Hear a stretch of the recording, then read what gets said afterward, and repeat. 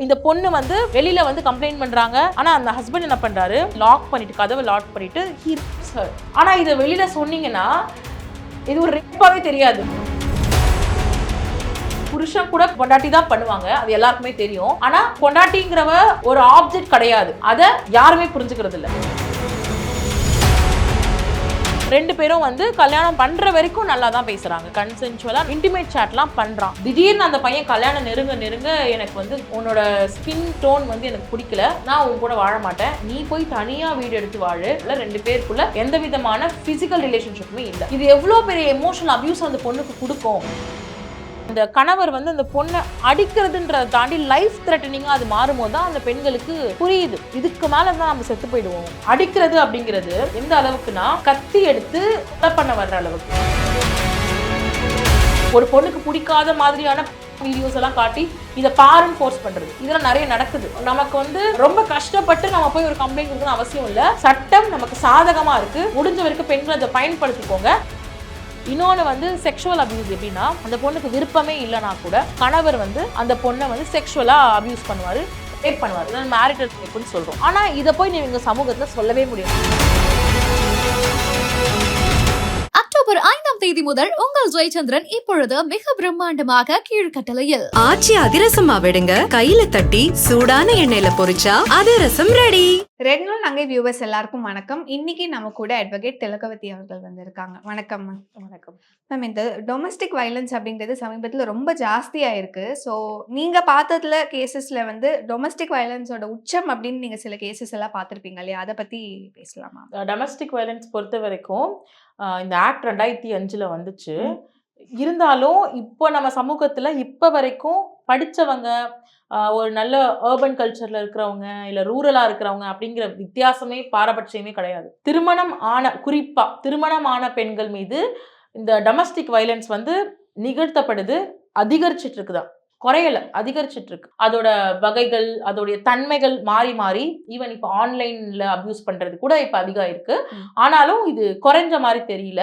இதுக்கு நம்மளுடைய கல்வியோ நம்மளோட வேலை வாய்ப்போ, நம்ம எவ்வளவு சம்பாதிக்கிறோம், நம்ம என்னவா இருக்கோம் சொசைட்டில, என்ன எவ்வளவு பெரிய இடத்துல உட்கார்ந்துருக்கோம், அது கூட இதுக்கு வந்து ஒரு தீர்வா இல்லை.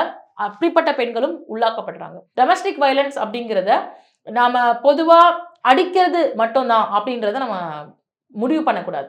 ஏன்னா டொமஸ்டிக் வயலன்ஸ்ல நிறைய வகைகள் இருக்கு. அதுல இந்த எமோஷனல் அபியூஸ்ன்னு ஒண்ணு இருக்கு. ஆனா அந்த எமோஷனல் அபியூஸ நம்ம சமூகம் அங்கீகரிக்கவே இல்லை. நம்ம சமூகத்துக்கு வந்து என்னன்னா, இப்போ ஒரு போலீஸ் ஸ்டேஷன் இருக்கு. இந்த போலீஸ் ஸ்டேஷன்ல கேஸை வந்து அவங்க ரெஜிஸ்டர் பண்ணணும்னா, ஒரு பொண்ணு வந்து இப்போ அழுதுகிட்டு ரத்தம் வருது, அடிபட்டுருச்சு, சூடு வச்சுட்டாங்க, கையை கிழிச்சிட்டாங்க, இப்படியான காயங்களை பார்க்கும்போது தான் அது டொமஸ்டிக் வயலன்ஸ் அப்படின்னு அக்செப்ட் பண்றாங்க. குடிச்சிட்டு அடிச்சிட்டாரு எங்க வீட்டுக்காரு, கட்டையால் அடிச்சிட்டாரு, இவ்வளோ எக்ஸ்ட்ரீம் போக வேண்டியிருக்கு. ஆனா domestic violence is not about only physical abuse. அதை தாண்டி வெர்பலா, செக்ஷுவலா இதெல்லாமுமே இருக்கு, எமோஷனலாவும் இருக்கு. இப்போ நான் சொல்ற இந்த ஒவ்வொரு இதுக்குமே நான் ஒரு கேஸ் என்னால சொல்ல முடியும். உதாரணத்துக்கு பிசிக்கல் அபியூஸ்னு எடுத்துப்போங்க. என்னோட கேஸ்ல வந்து ஒரு பொண்ணை வந்து அவங்க ஹஸ்பண்ட் தொடர்ச்சியா குடிச்சிட்டு அடிக்கிறாரு, அடிச்சுட்டே இருப்பாரு. அந்த பொண்ணுக்கு வந்து என்ன பண்றது, கல்யாணம் ஆயிடுச்சு, இப்படித்தானே சொல்லுவாங்க வீட்டுல. ஹஸ்பண்ட் அடிக்கிறது ரொம்ப நார்மல் மேரேஜ் லைஃப்ல. அது வந்து ஒரு லவ்னால கூட அடிப்பாங்க, அவருக்கு உரிமை இருக்கு. இன்னைக்கு அடிச்சுட்டு நாளைக்கு வந்து பேசுவாரு, கொஞ்சுவாரு, இப்படி ஒரு நார்மலைஸ் பண்ணி வச்சிருக்கோம். அதை தான் பார்த்து பெண்கள் வளர்றாங்க. அப்பா அடிக்கும் போது அம்மா வாங்கிட்டு தான் இருந்தாங்க, தாத்தா அடிக்கும் போது பாட்டி வாங்கிட்டு தான் இருந்தாங்க. அப்போ என் ஹஸ்பண்ட் என்ன அடிக்கும் போது நானும் தானே வாங்கணும், நான் எப்படி வெட்டிட்டு வெளில வர முடியும் அப்படின்ற தாட்ல பெண்கள் இருக்கிறாங்க. அப்படியாக ஒரு பொண்ணு அடி வாங்கிட்டே இருக்காங்க, அவங்களும் வாங்கிட்டு இருக்காங்க. அப்போ ஒரு கட்டத்துல என்ன ஆகுதுன்னா, அந்த கணவர் வந்து அந்த பொண்ணை அடிக்கிறதுன்றதை தாண்டி லைஃப் த்ரெட்டனிங்கா அது மாறும்போது தான் அந்த பெண்களுக்கு புரியுது, இதுக்கு மேலதான் நம்ம செத்து போயிடுவோம் அப்படிங்கிற இடத்துல தான் அவங்க மாறுறாங்க. அதாவது வெளில வரணும்னு நினைக்கவே செய்யறாங்க. ஃபர்ஸ்ட் ஆஃப் ஆல் அடிக்கிறது அப்படிங்கிறது எந்த அளவுக்குன்னா, கத்தி எடுத்து கொலை பண்ண வர்ற அளவுக்கு, கத்தி எடுத்து கொலை பண்ணி கொஞ்சம் இல்லைன்னா குத்திட்டு இருப்பாரு. இந்த பொண்ணு தடுத்துட்டு ஓடி வந்துட்டாங்க.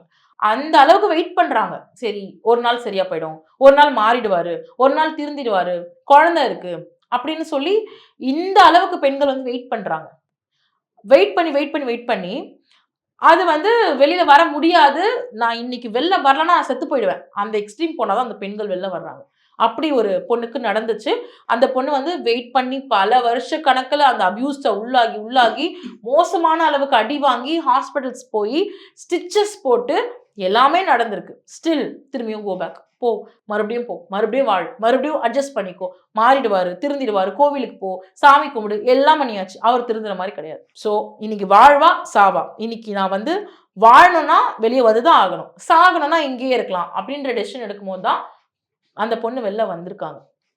அது வந்து பிசிக்கல் அபியூஸ். இன்னொன்று வந்து செக்ஷுவல் அபியூஸ். எப்படின்னா அந்த பொண்ணுக்கு விருப்பமே இல்லைனா கூட கணவர் வந்து அந்த பொண்ணை வந்து செக்ஷுவலா அபியூஸ் பண்ணுவாரு, ரேப் பண்ணுவார். அதாவது மேரிட்டல் ரேப்புன்னு சொல்றோம்.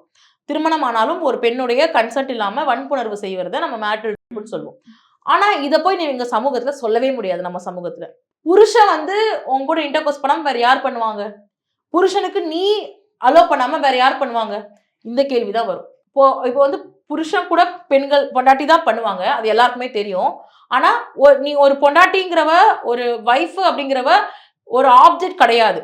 ஓகே, உங்களுக்கு எப்போ வேணுமோ அப்போ போய் நீங்க அவங்கள அப்ரோச் பண்ணலாம், ஆக்சஸ் பண்ணலான்றதுக்கு அவங்க ஒரு ஆப்ஜெக்ட் கிடையாது. அதை யாருமே புரிஞ்சுக்கிறது இல்லை. ஆனா அது தப்புன்னு டொமஸ்டிக் வயலன்ஸ் ஆக்ட் சொல்லுது. இந்த மாதிரி இந்த பொண்ணு வந்து வெளியில வந்து கம்ப்ளைண்ட் பண்றாங்க. டொமஸ்டிக் வயலன்ஸ் ஆக்ட்ல நம்ம வந்து இது நம்ம கேஸ் போடலாம்னு சொல்றாங்க. கேஸ் எல்லாம் ஃபைல் பண்றோம். ஹஸ்பண்ட் என்ன பண்றாரு, நீ வந்து கேஸ் ஃபைல் பண்ணிட்ட. அவர் வந்து திரும்பியும் வந்து என்ன சொல்றாருன்னா, செக்ஷுவலா நம்ம இருந்துட்டா உனக்கு என் மேல கோவம் குறைஞ்சிரும், நம்ம செக்ஷுவலா இருக்கலாம்னு சொல்றாரு. எனக்கு அதுல விருப்பமே இல்லை. ஏன்னா அந்த பொண்ணு சாவை பார்த்துட்டாங்க. சாவை பார்த்துட்டு ஐயோ இதுக்கு மேல இந்த ரிலேஷன்ஷிப்ல இருந்தா நான் செத்து போயிடுவேன்ற பயத்துல கம்ப்ளைண்ட் கொடுக்குறாங்க. அப்போ அந்த பொண்ணு என்ன பண்றாங்கன்னா, சுத்தமா இன்ட்ரெஸ்ட் இல்லைன்னு போது தான் வெளில வராங்க. ஒரு அவ்வளோ அடி வாங்கின அப்புறம் எப்படி you can sleep with summon like that, okay, அதனால வெளில வராங்க. ஆனா அந்த ஹஸ்பண்ட் என்ன பண்றாரு, அந்த பொண்ணோட வீட்டுக்கு போய், புருஷன் தான் எல்லாரும் முன்னாடி தாலி கட்டின புருஷன் தான் வீட்டுக்கு போயிட்டு வற்புறுத்தி, அந்த பொண்ணு வந்து எனக்கு மேல விருப்பம் கிடையாது, நான் கம்ப்ளைண்ட் கொடுத்துருக்கேன், கோர்ட்ல வந்து கேஸ் நடந்துகிட்டு இருக்கு, யூ கான் டூ திஸ் அப்படின்னு அவங்க சொல்றாங்க. அந்த ஹஸ்பண்ட் வந்து லாக் பண்ணிட்டு, கதவை லாக் பண்ணிட்டு ஹி ரேப்ஸ் ஹர். ஆனா இதை வெளியில சொன்னீங்கன்னா இது ஒரு ரேப்பாவே தெரியாது மத்தவங்களுக்கு. அது அந்த பொண்ணு எவ்வளவு அண்டர்கோ பண்ணிருப்பா, அது எவ்வளவு வந்து பிடிக்காம, ஹஸ்பண்டா இருந்தா கூட பிடிக்காம ஒருத்தவங்களோட எப்படி இருக்க முடியும்? ஆனா இதை போய் நீங்க எங்க சொன்னாலும் இதை வந்து ஒரு வைலன்ஸா அக்செப்ட் பண்ணிக்க மாட்டாங்க. இதுவே ஒரு ரேப் வந்து ஒரு வேற ஒரு ஹஸ்பண்ட் இல்லாத ஒரு ஆண் பண்ணிட்டா நம்ம வந்து எல்லாரும் ஹேஷ்டாக் போடுறோம், சண்டை போடுறோம், மீடியா வருது, எல்லாரும் வர்றாங்க, இந்த பிரச்சனையை வந்து சால்வ் பண்ணணும்னு சொல்லி போராட்டம் பண்றோம், எல்லாமே பண்றோம். Just because she is married, அவங்களுக்கு தாலி கட்டிட்டாங்க அப்படிங்கிற ஒரு காரணத்துக்காக அங்க நடந்ததை கதவை தாப்பால் போட்டு இங்க அவன் வீட்டுக்குள்ளே பண்ணா அது கிடையாது அப்படின்னு சமூகம் நம்புது. அண்ட் ஆல்ரெடி ஹஸ்பண்ட் தானே, ஆல்ரெடி அவங்களுக்குள்ள இன்டர்கோர்ஸ் நடந்திருக்கு அப்படிங்கிறதுனால இப்ப நடந்தா அது ரேப் கிடையாது அப்படின்னு ஒரு தாட்ல இருக்கும். இதுவும் ஒரு டொமஸ்டிக் வயலன்ஸ் தான். இன்னொரு கேஸ்ல mental abuse and emotional abuse, அது நான் சொல்றேன். நம்ம திரும்ப ஒரு அபியூஸ்னா, வயலன்ஸ்னா உடல் சார்ந்தும் பாலியல் சார்ந்தும் இருந்தாதான் அதுக்கு நம்ம மதிப்பு கொடுக்குறோம், அதுதான்ப்பா வயலன்ஸ் அப்படிங்கிறோம். ஆனா இங்க உளவியல் சார்ந்து வரக்கூடிய ஒரு அபியூஸ்னா அந்த வயலன்ஸ் ஒரு கேஸ் சொல்றேன். அந்த கேஸ்ல வந்து அந்த பையன் வந்து கல்யாணம் பண்ண சம்மதமே இல்லை, பேரண்ட்ஸ் தான் ஃபோர்ஸ் பண்ணி பையனை கல்யாணம் பண்றாங்க. பொண்ணு வந்து பையனை நம்பி லைக் அவளும் அரேஞ்ச் மேரேஜ் தான், அவளுக்குன்னு ஒரு கனவு ஆசை எல்லாமே இருக்கும், அவ கல்யாணத்துக்கு அக்செப்ட் பண்ணிக்கிறா. ரெண்டு பேரும் வந்து கல்யாணம் பண்ற வரைக்கும் நல்லா தான் பேசுறாங்க. தே சாட் கன்சென்சுவலா இன்டிமேட் சாட்லாம் பண்றான். திடீர்னு அந்த பையன் கல்யாணம் நெருங்க எனக்கு வந்து இந்த கல்யாணத்துல விருப்பம் இல்லை அப்படின்னு சொல்றான். பொண்ணு சொல்லி கல்யாணத்தை ஸ்டாப் பண்ணலான்னு போகும்போது மறுபடியும் பையனோட பேரண்ட்ஸ் வந்து இல்ல பரவாயில்ல, நம்ம வந்து இந்த கல்யாணத்தை நடத்திடலாம், என் பையன் அக்செப்ட் பண்ணிட்டான்னு சொல்லி கல்யாணம் நடந்துருச்சு. கல்யாணம் நடக்கிற அன்னைக்கு டே 1ல இருந்து இப்ப வரைக்கும் அந்த பொண்ணு அவன் பிளாக்ல வச்சிருக்கான், அன்பிளாக் பண்ணல, ஷீ இஸ் பிளாக்டு. ஓகே, என்ன காரணம்னா, எனக்கு உன்னை பிடிக்கல, நீ வந்து ஃபேட்டா இருக்க, உன்னோட ஸ்கின் டோன் வந்து எனக்கு பிடிக்கல அப்படின்னு சொல்லி ஃபர்ஸ்ட் ரிஜெக்ட் பண்றான். நீ இதை முதல்ல நிறுத்திருக்கலாமேன்னு சொல்லுது அந்த பொண்ணு. என்னால் என் பேரண்ட்ஸை மீறி எதுவும் பேச முடியல, நான் உன் கூட வாழ மாட்டேன், நீ போய் தனியாக வீடு எடுத்து வாழு, யாருன்னா கேட்டாங்கன்னா நம்ம ஒன்றா இருக்கோன்றதை சொல்லிடலாம், நம்ம 2 பேர் பிரிஞ்சிருக்கோன்றது யாருக்கிட்டே சொல்ல வேணாம் அப்படின்னு சொல்லி ஒரு பையன் பண்ணுறான். கிட்டத்தட்ட ஒரு 2லேருந்து 3 வருஷம் வரைக்கும் 2 பேரும் ஹஸ்பண்ட் அண்ட் ஒய்ஃப்னு ஊருக்கு தான் தெரியுமே தவிர ஒரு நாள் கூட 2 பேரும் சேர்ந்து வாழல, 2 பேருக்குள்ள எந்த விதமான ஃபிசிக்கல் ரிலேஷன்ஷிப்புமே இல்லை. அப்போ இது எந்த அளவுக்கு ஒரு பொண்ணுக்கு எமோஷனல் அபியூஸ் கொடுக்கும்? ஒரு பொண்ணு இவங்க தான் நம்ம பார்ட்னர் நம்பி கல்யாணம் பண்றாங்க, இவர் கூட வாழ போறோம் நம்பி கல்யாணம் பண்றாங்க. ஆனா இந்த பையன் அந்த பொண்ணு கூட வாழவே இல்லை, அவங்களுக்குள்ள எந்த ஒரு பிசிக்கல் ரிலேஷன்ஷிப்புமே நடக்கல. அப்போ எதுக்காக ஒரு பொண்ணை நீ கல்யாணம் பண்ணி அந்த பொண்ணை 2 வருஷம் 3 வருஷம் வெயிட் பண்ண வச்சு எனக்கு வேணான்னு வந்து இப்போ வந்து நிக்கிறாரு அவர். அப்போ நாங்க என்ன பண்றோம்னா இதை டொமஸ்டிக் வயலன்ஸா நான் கொண்டு போறேன். அப்போ வந்து கேட்குறாங்க, புருஷன் அடிச்சாரா, குடிச்சாரா, கெட்ட வார்த்தை பேசினாரா, எதுவுமே இல்லை. போய் சொல்லி நம்ம ஒரு கேஸ் ஃபைல் பண்ணணும்னு அவசியம் இல்லை. இப்போ நான் சொல்றேன் ப்ரொவிஷன் வந்து கிளியரா இருக்கு. Emotional abuse is an abuse. Emotional abuse ஆயிருக்கா இந்த பொண்ணு, மென்டலா இந்த பொண்ணு அவ்வளவு வைலன்ஸ் பண்ணிருக்காங்க. கல்யாணம்ன்ற பேர்ல உள்ள கூட்டு வந்து அவன் வீட்டுல தங்க வைக்கல, மாமியார் வீட்லயோ அவன் வீட்லயோ தங்க வைக்கல, தனியா வீடு எடுத்து நீ தனியா தங்குன்னு சொல்லிட்டான். வாழவே இல்லை அந்த பொண்ணு கூட. இது எவ்வளவு பெரிய எமோஷனல் அபியூஸ் அந்த பொண்ணுக்கு கொடுக்கும் அப்படின்னும் போது மற்றவங்க அட்வைஸ் பண்றாங்க, நீங்க இது போட்டா கேஸ் ஸ்ட்ராங்கா நிக்குமா, அவன் அடிச்சான்னு சொல்லுங்க, கெட்ட வார்த்தை பேசினான்னு சொல்லுங்க. அவசியம் இல்லை. அப்போ இந்த சமூகம் எப்போ எமோஷனல் அபியூஸை ஒரு அபியூஸ்னா அங்கீகரிக்க போகுது? அடிச்சா கூட அந்த பொண்ணு வந்து மறுநாள் வந்து அழுது விழுது சமாதானம் ஆயிடுவா. பட் மென்டலி எமோஷனலி ஒரு பொண்ணுக்கு நடக்கக்கூடிய அபியூஸ் இருக்குல்ல, அது ரொம்ப மோசமான அபியூஸ். அது சமூகம் உணரணும். அது அந்த பொண்ணுக்கு தான் தெரியும். பீயிங் அ உமன், அவ கல்யாணம் ஆயிடுச்சா, ஹஸ்பண்ட் எங்க, எப்போ குழந்தை பிறக்கும், 1008 கேள்விக்கு பதில் சொல்லணும். அவளுக்கு ஒரு ட்ரீம்ஸ் இருந்திருக்கும்.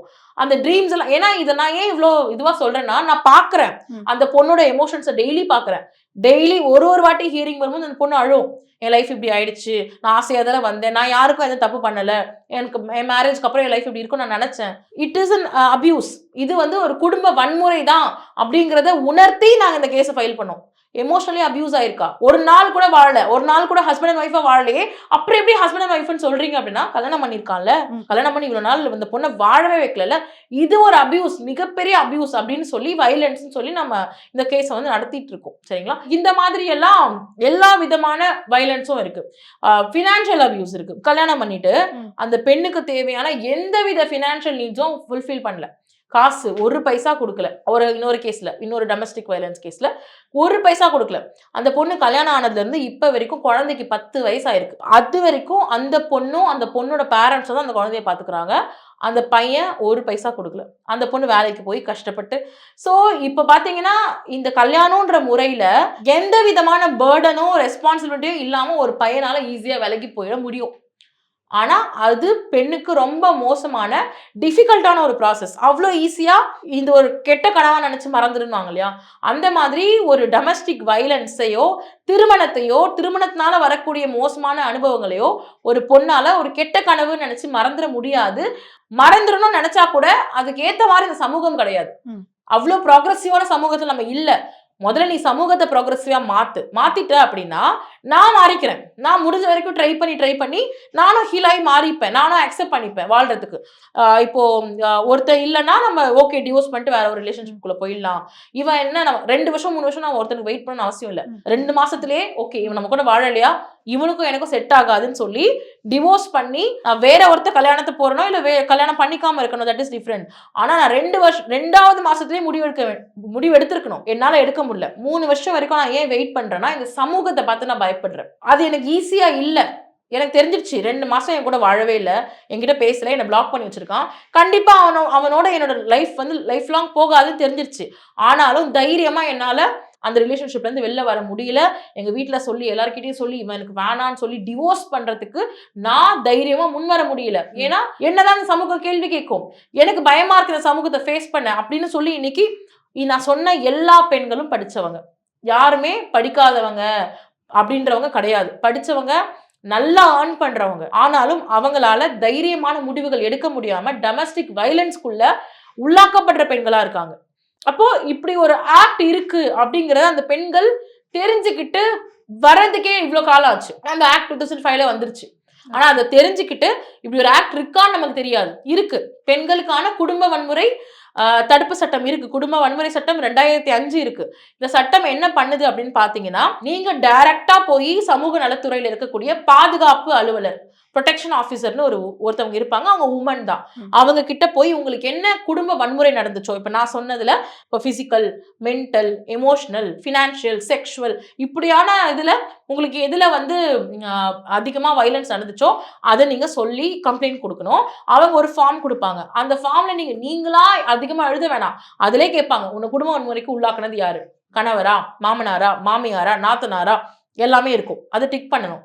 என்னென்ன மாதிரி வயலன்ஸ்க்கு உண்டான லைக் வரதட்சணை கேட்டாங்களா, குழந்தை பெத்துக்கலாம், ஆம்பளை குழந்தை பெத்துக்கலன்னு டார்ச்சர் பண்ணாங்களா, உன்னை வேலைக்கு அனுப்ப மாட்டாங்களா, இல்ல வேலைக்கு போன்னு டார்ச்சர் பண்றாங்களா, அப்பா அம்மா கூட பேசக்கூடாதுன்னு சொல்றாங்களா, அப்பா அம்மா கிட்ட போய் இதெல்லாம் வாங்கிட்டு வான்னு சொல்றாங்களா, இல்ல உங்க வீட்டுல வந்து உங்க அப்பா அம்மா உன்னை பார்க்க முடியாம தடுக்கிறாங்களா, உன்னை மாமியார் வீட்டுல இருந்து வெளில அனுப்புறாங்களா, இல்ல தனி கொடுத்தனும் நீ போன்னு சொல்லி ஃபோர்ஸ் பண்றாங்களா, இல்ல நீ தனி கொடுத்தன போறதை ஸ்டாப் பண்றாங்களா, எல்லாமே இருக்கும். அந்த டீட்டெயில் ரிப்போர்ட் இருக்கும். நீங்க ஜஸ்ட் போய் அதுல உங்களுக்கு என்ன நடந்துச்சுன்றதை டிக் பண்ண போறீங்க, அவ்வளவுதான். அண்ட் உங்களுக்கு அதை தாண்டி எதனா நடந்துச்சுன்னா அதை மென்ஷன் பண்ணுவீங்க. இதை தாண்டி என் ஹஸ்பண்ட் இந்த டைம்ல இந்த டேட்ல என்ன இந்த பொருளால அடிச்சாரு. இப்போ செக்ஷுவலாவும் இருக்கும். இப்போ உங்களுக்கு விருப்பம் இல்லாத மாதிரி உங்க கணவர் வந்து உங்களை ஃபோர்ஸ் பண்ணி பாலியல் உறவுல இருந்தாரா, ஆபாச படங்கள் காட்டுறாரா, இதெல்லாம் ஆட் பண்ணிருக்காங்க. இதெல்லாம் இருக்கு, இதெல்லாம் நிறைய நடக்குது. ஒரு பொண்ணுக்கு பிடிக்காத மாதிரியான வீடியோஸ் எல்லாம் காட்டி இதை பாருன்னு ஃபோர்ஸ் பண்றது. பெண்களுக்கு பொதுவா அதை பார்த்து பழகி இருக்க மாட்டாங்க. அவங்களுக்கு வந்து பயமா இருக்கும். அந்த எமோஷனலி அவங்க ரொம்ப அபியூஸ் ஆவாங்க. ஆனா ஆணுக்கு அது ஒரு பிளஷரை கொடுக்கும். ஸோ இதையெல்லாம் கேட்பாங்க. இது எல்லாமே இதுல இருக்கும். ஆபாச படங்கள் காட்டி உங்களை ஃபோர்ஸ் பண்றாங்களா, எல்லாமே இதுல இருக்கும். ஸோ நமக்கு வந்து ரொம்ப கஷ்டப்பட்டு நம்ம போய் ஒரு கம்ப்ளைண்ட் கொடுக்கணும் அவசியம் இல்லை. சட்டம் நமக்கு சாதகமா இருக்கு. முடிஞ்ச வரைக்கும் பெண்கள் அதை பயன்படுத்திக்கோங்க. இப்போ டொமஸ்டிக் வயலன்ஸ் நடக்குதுன்னா இமீடியட்டா அந்த வீட்டுல உட்காந்துக்கிட்டு உங்களால சொல்யூஷன் தேட முடியாது. எங்க டொமஸ்டிக் வயலன்ஸ் நடக்குதோ அங்க உட்காந்துக்கிட்டே உங்களால போயிட்டு சொல்யூஷன் தேட முடியாது. 181 ஒரு நம்பர் இருக்கு. அந்த நம்பருக்கு கால் பண்ணாங்கன்னா டொமஸ்டிக் வயலன்ஸ்க்குள்ள இருக்கக்கூடிய பெண்களை ஏதோ எந்த விதமான டொமஸ்டிக் வயலன்ஸ் அவனா இருக்கலாம், இந்த மாதிரி எனக்கு குடும்ப வன்முறையில் இருக்கு, எனக்கு காப்பாத்துங்க, எனக்கு ஹெல்ப் வேணும். 181ல இருந்து உங்களுக்கு ரெஸ்கியூ பண்ணி உங்களுக்கு ஷெல்டர் கொடுப்பாங்க. ஷெல்டர்ல 5 நாள் வரைக்கும் நீங்க இருக்கலாம். உட்காந்து யோசிங்க. ஏன்னா எங்க அடி வாங்குறீங்களோ, எங்க அபியூஸ் ஆகுறீங்களோ அங்க உட்காந்துக்கிட்டு உங்களால வெளியே போறதுக்கு யோசிக்க முடியாது. கரெக்டா? ஸோ அந்த சூழல்ல இருந்து வெளில வாங்க. அப்பதான் யோசிப்பீங்க அடுத்து என்ன பண்ணலாம், யார் சப்போர்ட் பண்ணுவாங்க, அப்பா அம்மா கிட்ட போலாமா, ஃப்ரெண்ட்ஸ் கிட்ட போலாமா, அடுத்து என்ன என்ஜிஓ கிட்ட போலாமா அப்படிங்கறத யோசிக்கிறதுக்கு 5 நாள் உங்களுக்கு மேக்ஸிமம் டைம் அந்த ஷெல்டர் ஹோம்ல இருக்கும். இன்னொரு சர்வீஸ் ப்ரொவைடர் ஷெல்டர் ஹோம்ஸ் வந்து ஒரு டிஸ்ட்ரிக்ட்லயே இருக்கும். இங்க வந்து 6 மாசம் வரைக்கும் இருக்கலாம். நீங்க உங்களுக்கு ஃபுட்டு கொடுத்துருவாங்க, ஃபண்ட்ஸ் கவர்மெண்ட் ஃபண்ட்ஸ் இருக்கும், ஃபுட்டு கொடுத்துருவாங்க, அங்கேயே தங்கிக்கலாம், நீங்க குழந்தையோட தங்கிக்கலாம், ஸ்கில் சொல்லி கொடுப்பாங்க, ஏதாவது ஒரு ஸ்கில், சுய தொழிலுக்கான ஸ்கில் சொல்லி கொடுப்பாங்க. ஸோ இவ்வளவு சொல்யூஷன்ஸ் இருக்கு. அண்ட் இந்த டொமஸ்டிக் வயலன்ஸ் ஆக்ட்ல நீங்க என்னென்ன ஆர்டர்ஸ் வாங்கலாம் அப்படின்னு பாத்தீங்கன்னா, முதல்ல வந்து ப்ரொடெக்ஷன் ஆர்டர் வாங்கலாம், பாதுகாப்பு ஆணை. அதாவது உங்க கணவரோ இல்ல உங்களை யாரு டொமஸ்டிக் வயலன்ஸ்க்கு உள்ளாக்குனாங்களோ அவங்க திரும்பியும் வந்து உங்களை அடிக்கிறதோ டார்ச்சர் பண்றதோ பண்ணக்கூடாது. அப்படி பண்ணா போலீஸ் அவங்களை அரெஸ்ட் பண்ணணும். இது வந்து ஒரு ஆர்டர் வந்து கோர்ட் கொடுக்கும். இந்த ப்ரொடெக்ஷன் ஆர்டர் வாங்கலாம். ரெண்டாவது ரெசிடென்ஸ் ஆர்டர் வாங்கலாம். நீ கல்யாணம் பண்ணி ஒரு நம்பிக்கையோட கணவரோட இருக்க போறேன்னு சொல்லி ஒரு ஹஸ்பண்ட் வீட்டுக்கு போற, ஆனா ஹஸ்பண்ட் வீட்டுல இருந்து உங்களை வெளில அனுப்பிச்சிட்டாங்க. அப்போ சட்டம் என்ன சொல்லுதுன்னா, அந்த ஹஸ்பண்ட் வீடு யார் பேர்ல இருந்தாலும் அந்த ஹஸ்பண்ட் வீட்டுல வாழ்றதுக்கு உனக்கு உரிமை இருக்கு. ஆஸ் அ ஒய்ஃபா நீ அங்க வாழலாம். உன்னை வீட்டை விட்டு வெளில போ, உங்க அம்மா வீட்டுக்கு போ, நீ என் வீட்டுல இருக்கக்கூடாது, இது எங்க அப்பா அம்மா சொத்து, இது ஏன் சொத்து, வெளில போன்னு ஒரு கணவன் சொல்லக்கூடாது. ஏன்னா ஒரு மனைவியா அந்த வீட்டுல வாழ்றதுக்கு உங்களுக்கு உரிமை இருக்கு. அதுதான் ரெசிடென்ஸ் ஆர்டர். அதை கோர்ட் கொடுக்கும். மூணாவது ஜீவனம்சம். மாசம் மாசம் நான் வாழ்றதுக்கு காசே கிடையாது, கொடுக்க மாட்டாங்க. அப்போ ஜீவனம்சம் வாங்கிக்கலாம். காம்பன்சேஷன், இது தனி. இழப்பீடு, இவ்வளோ பணம் எனக்கு வேணும், இவ்வளோ அண்டர்கோ பண்ணியிருக்கேன், என்னோட வாழ்க்கைக்கு இவ்வளோ இழந்திருக்கேன், ஸோ எனக்கு இந்த இழப்பீடு கொடுங்க, நீங்கள் இழப்பீடு கேட்கலாம். அண்ட் ஃப்ரீ லீகல் எய்ட் கேட்கலாம். எனக்கு லாயர் எனக்கு வந்து காசு இல்லை, என்னால் வைக்க முடியாது, எனக்கு உதவி வேணும்னா இலவச சட்ட உதவியை நீங்கள் வாங்கிக்கலாம். அடுத்து கவுன்சிலிங் அண்ட் மெடிக்கலாக உங்களுக்கு என்ன வேணும், உங்களுக்கு அவங்க அடித்ததில் உளவியலாவோ உடல் சார்ந்தோ உங்களுக்கு ஹெல்ப் வேணும்னா அதை நீங்கள் பண்ணிக்கலாம். ஸோ நிறைய ஆர்டர்ஸ் வந்து டொமஸ்டிக் வயலன்ஸ் ஆக்ட்ல இருக்கு. பெண்கள் வந்து தைரியமா வெளில வரணும். நாம வந்து ஒரு ஆணுடைய ப்ராப்பர்ட்டி கிடையாது. நினைச்சப்பெல்லாம் போட்டு அடிக்கிறது, உதைக்கிறது, இல்ல வந்து நீ வெளில போன்னு சொல்றது, ஆபாசமா பேசுறது. நமக்கு ஒரு டிக்னிட்டி இருக்கு. திருமணம் ஆயிடுச்சுன்றதுனாலயே நாம அதையெல்லாம் இழந்துட்டு ஒரு வாழ்க்கையில வாழணும்னு அவசியம் கிடையாது. எந்த விதத்திலையும் தப்பன்னு ஒரு படம் வந்திருக்கு, அது உங்க எல்லாருக்கும் தெரியும்னு நினைக்கிறேன். அந்த படத்துல வந்து ஒரே ஆறதான் விடுவாரு. ஆனா வந்து ஹீரோயின் என்ன பண்ணுவாங்கன்னா, கடைசி வரைக்கும் ஈவன் அவங்க பிரெக்னென்ட் ஆகுற வரைக்கும் கூட அவங்க திரும்பி போக மாட்டாங்க. ஒரு அடி தானே, ஊரே சொல்லும், ஒரே அடி தானே, தெரியாம அடிச்சிட்டாரு, ஹஸ்பண்ட் தானே அடிச்சாரு, ஒரு அடி வாங்கிட்டு நீ வாழ்க்கையை விட்டுருவியா? அந்த பொண்ணு விடாப்பொடியா ஒரு அடி அடிச்சாலும் வயலன்ஸ் இஸ் அ வயலன்ஸ். என்ன அடிக்க கூடாது, எனக்கு சுயமரியாதை இருக்கு, அவர் என்ன அடிக்க கூடாதுன்ற ரொம்ப ஸ்ட்ராங்கா தப்பட் அப்படின்ற மூவில காட்டியிருப்பாங்க. இங்க தப்பட்ல வர மாதிரி எந்த பெண்ணும் ஒரு அறையில போய் டிவோர்ஸ்க்கு நிக்கல, ஒரு அறையில டொமஸ்டிக் வயலன்ஸ் கம்ப்ளைண்ட் கொடுக்கல. அவங்க எவ்வளவோ டாலரேட் பண்றாங்க. டாலரேட் பண்ணி கடைசியில தன்னை இழந்து தன்னுடைய சுயமரியாதை இழக்கிறாங்க, குழந்தையும் அடி வாங்குது. இதையெல்லாம் பார்த்துதான் ஒரு கட்டத்துல டொமஸ்டிக் வயலன்ஸ்க்கு போறாங்க. ஸோ பெண்கள் வந்து நிச்சயமா அடி மிதி அபியூஸ் வாங்கிட்டு இருக்க வேணாம். உங்களுக்கு சட்டம் இருக்கு, உங்க தைரியமா வெளில வாங்க. சூசைட் பண்ணிக்கிறது, அப்புறம் என் வாழ்க்கையை அவ்வளவுதான் முடிஞ்சுக்கிறது, இதெல்லாம் எதுவும் கிடையாது. உங்களுக்கு தேவையான சட்ட உதவிகளை இலவச சட்ட உதவி மையத்தை அணுகி கூட நீங்க வாங்கிக்கலாம். பட் உங்களோட அடிப்படை சட்ட உரிமைகளை தெரிஞ்சுக்க வேண்டியது நம்ம கடமை. கட்டாயமா நமக்கு யாரும் வந்து சொல்லி கொடுக்க மாட்டாங்க, நாம தான் போய் தெரிஞ்சுக்கணும். நன்றி மேம் உங்களோட Thank you. பதிவுக்கு. அக்டோபர் 5ஆம் தேதி முதல் உங்கள் ஜெயச்சந்திரன் இப்பொழுது மிக பிரம்மாண்டமாக கீழ்கட்டளையில். ஆச்சி அதிரசமா விடுங்க, கையில தட்டி சூடான எண்ணெயில பொரிச்சா அதிரசம் ரெடி.